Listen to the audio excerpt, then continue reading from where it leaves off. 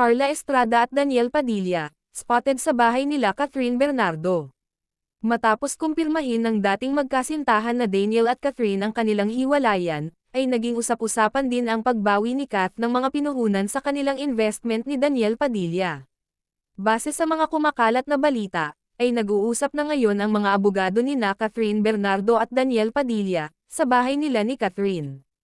Ito'y may kinalaman sa itinayong mga negosyo ng celebrity couple kung saan nga sila magkasosyo.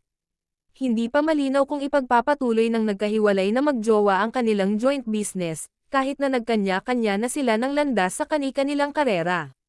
Ilang araw na ang nakalipas nang makita, ang mag-inang Daniel at Carla Estrada, sa bahay ni Catherine Bernardo. Dito ay nakunan ang pagdating ng dalawa sa bahay nila Kat at nagyakapan pa ang tatlo, bago ito pumasok sa bahay. Dito napag-alaman ng source na, ang tunay na dahilan ng pagpunta ni Daniel at Carla, ay para maging malinaw ang pag-uusap nila tungkol sa pagbawian ng investment ng Katniel, at sinabi din ng isang source na humingi ng tawad si Carla sa kanila ni Kat, at sinabi din nito, na hindi niya talaga alam ang nangyari at kung ano ang ginagawa ni Daniel sa kanilang relasyon. Sabi ng source ay nakiusap umano itong si Carla sa ina ni Catherine na si Min Bernardo, na kung maari sana ay magkikita sila sa isang lugar kung saan ay mapag-usapan nila ng mabuti, ang nasabing bawian ng puhunan nila. Noong una ay hindi pumayag si Kat sa gustong mangyari ni Carla.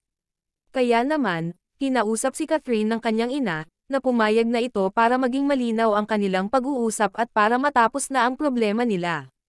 Kaya naman napagdesisyonan ng kampo ni Catherine, na sa kanilang bahay na lang sila mag-uusap.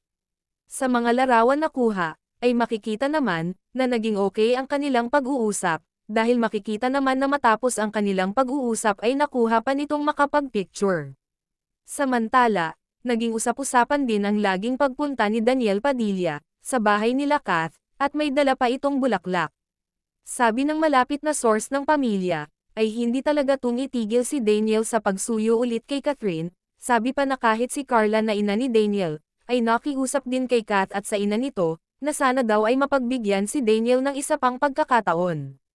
Naging mainit naman ang usap-usapan, na kahit sa mga kaibigan ng dalawa ay nakiusap na din si Daniel Padilla, na ito ay tulungan na makipag-usap si Catherine sa kanya ng masinsinan, at maipaliwanag ito kay Kat ang totoong nangyayari.